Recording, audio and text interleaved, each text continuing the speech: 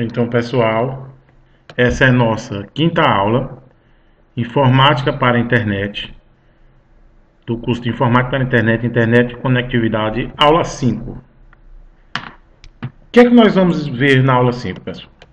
São os chamados serviços de redes WAN.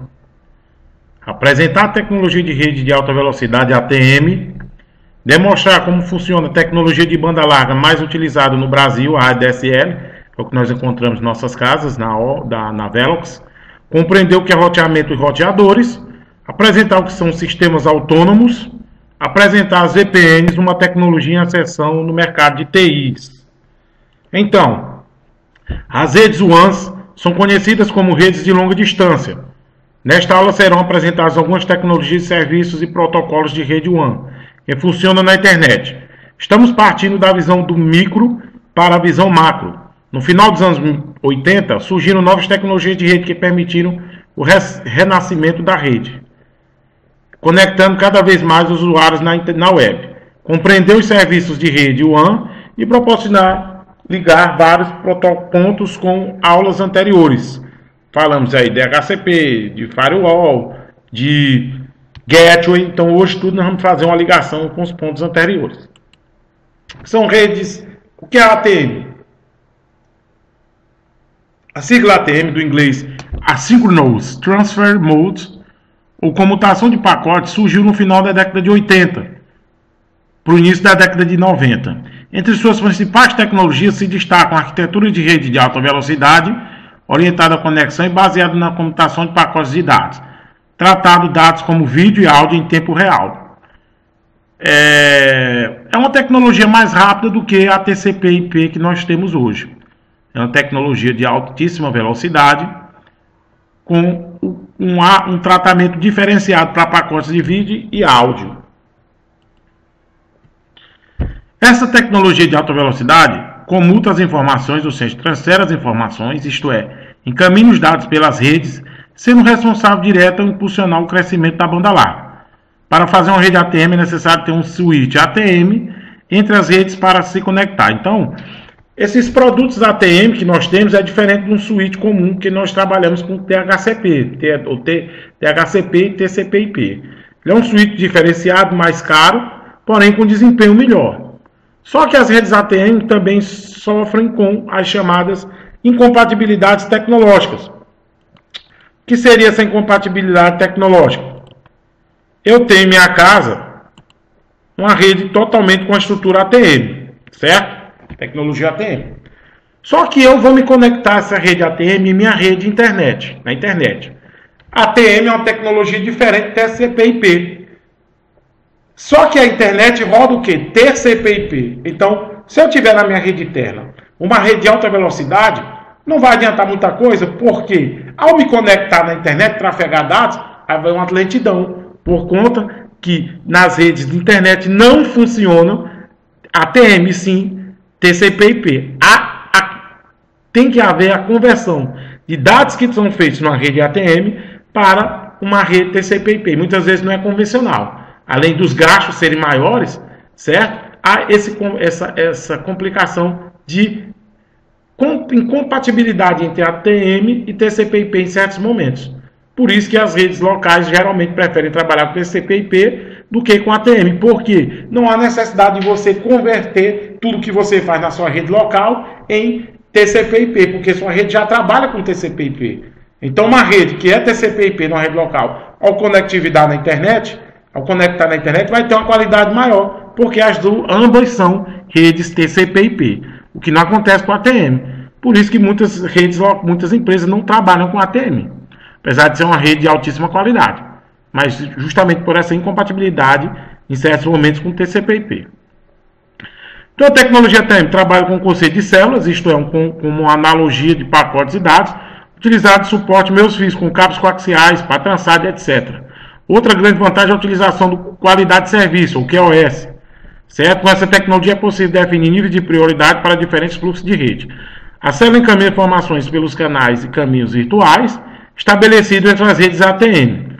O caminho virtual utilizado pela ATM é chamado de Virtual Packet Identifier, VPI. O canal virtual é denominado Virtual Channel Identifier, que é o VCI, certo? Então, o que é que ele faz? Ele trabalha com uma rede de alta velocidade e uma troca de transferência entre seus computadores de uma forma mais rápida. A diferença é que quando você vai partir para a internet, tudo aquilo vai ter que ser convertido, que há uma perda de desempenho nesse processo de conversão. Além do que, a questão dos switches e equipamentos ATM ser bem mais caros. Falar um pouco de ADSL. O protocolo ADSL, Asymmetric Digital Subscript Line, ou linha de assinante digital assimétrica, é uma tecnologia de comunicação que permite a transmissão de dados através da linha telefônica. O ADSL faz parte da família de tecnologia XDSL e foi inventada na final da década de 80 para início de 90, aproveitando a própria rede de telefonia como canal de transferência. As linhas telefônicas, quando utilizadas por voz, utilizam uma frequência entre 300 Hz a 4.000 Hz.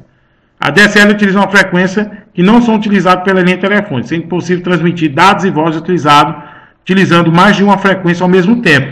Então é por isso que nosso cabo de telefone serve para tanta coisa, porque é um cabo de cobre de alta condutibilidade, certo? Que não é usado nem 30% por voz.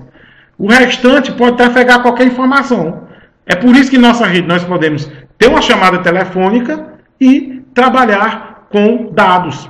Antigamente, antes do surgimento das redes ADSL, se você utilizasse a internet, a linha ficava ocupada. Ou era para um ou era para outro. Porque não existia essa tecnologia que fazia essa comutação multiplexando o canal. Ou seja, dividindo o canal em múltiplas funções.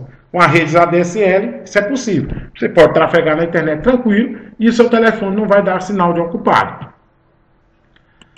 Para isso, você tem ele divide o canal em largura de voz, você trafegar o telefone, uma outra parte do canal para você enviar arquivos, que são os uploads, tirar uma cor do meu computador para outro, e o outro para baixar. É por isso que quando nós estamos fazendo a medição de nossa largura de banda, o upload sempre vai ter um espaço menor do que o download, ou seja, você vai ter uma velocidade menor para enviar e uma velocidade maior para baixar, porque é a divisão do canal, que como se for representando nossa linha telefônica tradicional. Para você trafegar na internet na rede ADSL, você vai precisar de quê? Óbvio, de um modem ADSL. Geralmente os modem ADSL, eles já vêm fornecidos pelo nosso provedor. Ao fazer um contrato, ele disponibiliza o modem que vai fazer a conexão da sua linha telefônica com sua internet. Aqui nós temos uma estrutura básica de funcionamento, certo? A linha telefônica, nós vemos um splinter que vai dividir o canal para voz e dados. O seu canal de voz vai ficar livre para seu aparelho telefônico e sua rede de dados vai ficar livre utilizado pelo seu modem. O modem ADSL. Então as linhas telefônicas hoje trabalham dessa maneira, antigamente não era. O próprio modem já havia embutido aqui um modem chamado modem discado no próprio computador. Então as redes ADSL, elas são importantíssimas hoje para o funcionamento das redes de computadores na internet, os provedores ADSL, que eles vão trabalhar com os IP dinâmico e fixo ao mesmo tempo. O fixo seria o endereço do meu provedor e o dinâmico seria o endereço que ele me dá para eu trafegar, certo? Mediante uma mensalidade. Aqui nós temos um site onde vocês vão poder ver as configurações básicas de um roteador ou do modem ADSL. Vocês podem encontrar mais informações nesse endereço, desse portal aqui. O que é o roteamento? O roteamento, pessoal, nada mais é do que você pegar uma informação e transferir ela e direcionar ela por um caminho para um determinado destino. Ou seja, ela vai sair de um computador e vai chegar em outro computador seguindo um determinado caminho. Os roteamentos podem ser feitos por uma figura de uma rede caseira, de uma rede local, as LANs, por um roteador especificamente, certo? Que nós temos aqui um endereço, uma figura de um roteador, certo? Ou daí na internet é feito por um modem. Isso aqui é um roteador local. Nós temos em nossas casas que recebe um sinal de internet e distribui entre as máquinas. Então, tudo que é de informação física vai passar por esse roteador, depois de já ter passado por um servidor central, se você tiver uma rede cliente-servidor. O roteamento é feito por modems ou roteadores chamados access points. Nas redes maiores, é um roteador propriamente dito, que varia na casa de preço, no roteador mais avançado, entre 5 mil até 30 mil reais, dependendo da marca modelo, do roteador que você vai trabalhar, certo? Nós temos aí um roteador dinâmico, a figura do roteador, que vai ter o modem em primeiro lugar na ponta da sua internet, recebendo o sinal do seu provedor, no nosso caso a Velox.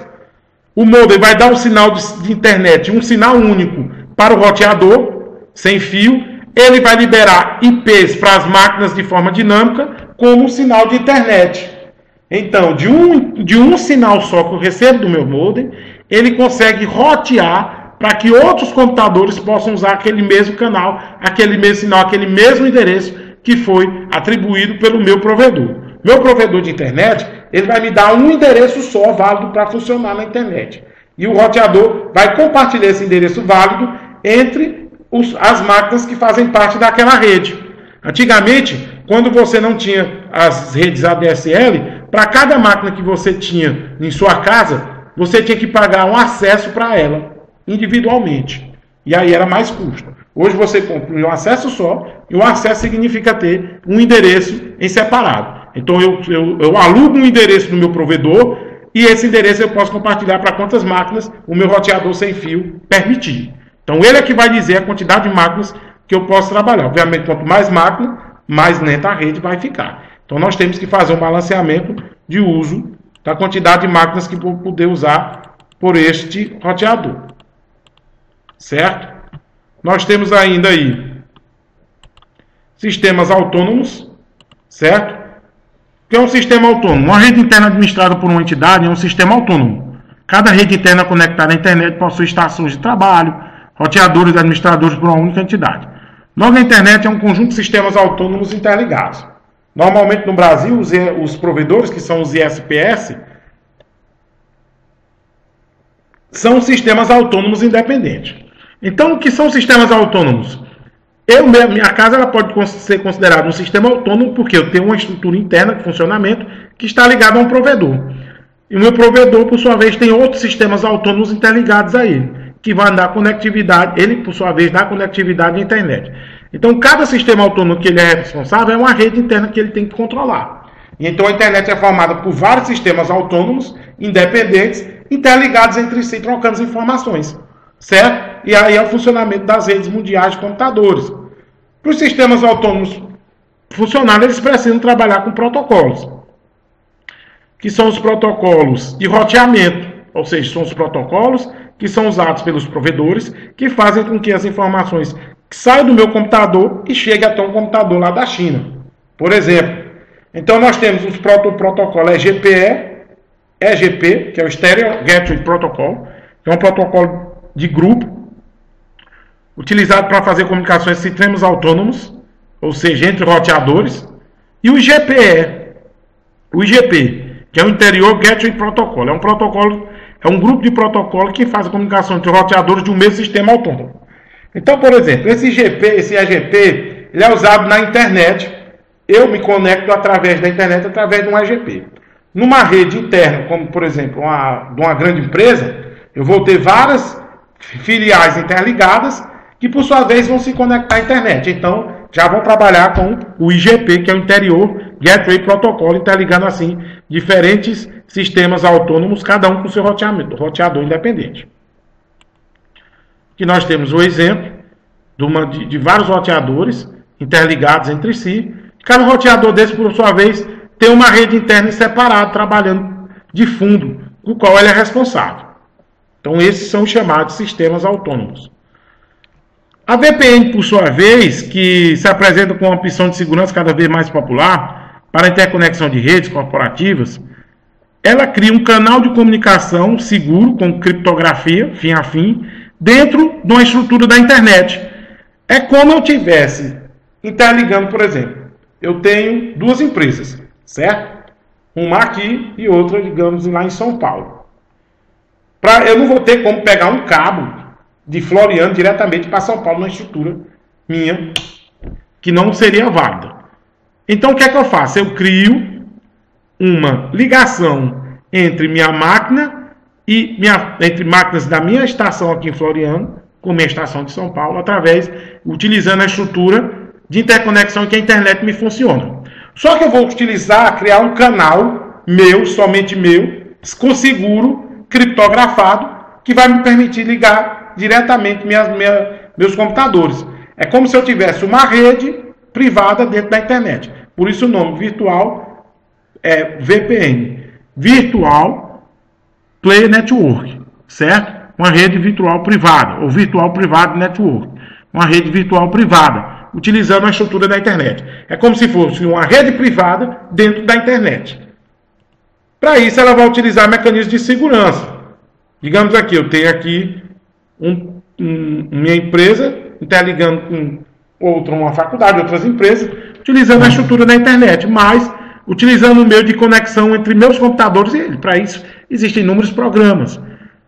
Programas de acesso remoto, que são criados para esse funcionamento e não para invadir computador, certo? Só que os hackers usam para fazer essa invasão, certo? Programas de monitoramento, certo? Onde eu posso me conectar de uma máquina para outra. Eu assumo a tela dela, eu instalo programas no computador remotamente, eu posso apagar arquivos, criar arquivos de uma forma direta. Para isso eu uso a estrutura da internet. Esse é o funcionamento da VPN. Do princípio básico, lógico, de diminuir custos com relação às distâncias, certo? Então as VPN usam um protocolo de criptografia por tunelamento que fornece a confiabilidade, autenticação e integridade necessária para garantir a privacidade das comunicações requeridas.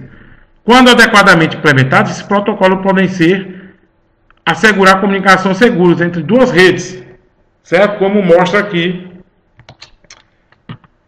a figura, como se eu tivesse um túnel dentro da internet, privado entre onde eu uso a estrutura física da internet para interconectar duas redes privadas. E assim, os escritórios, as empresas de médio e grande porte, trabalham com essa espécie de tunelamento dentro da internet. Por isso o nome VPN, certo? Então, a tecnologia ATM, ADSL e VPN e roteamento permite essa conexão entre redes a longa distância, principalmente para eu ter uma qualidade melhor de serviço e diminuir assim custos, utilizando essa estrutura física que a internet me proporciona. Então, esse é o funcionamento básico da internet, de redes que esses protocolos e essas arquiteturas proporcionam.